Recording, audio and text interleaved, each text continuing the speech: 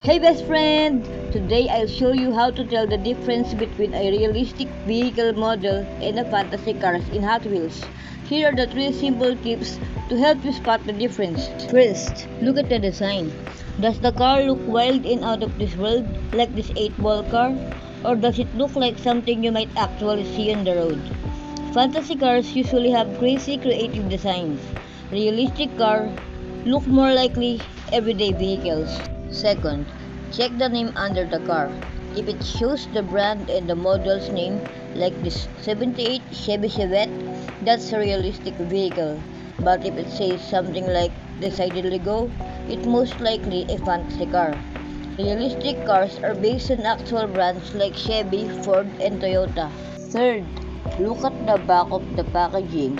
Realistic models usually shows details like the manufacturer's logo, trademarks, and more info about the real cars.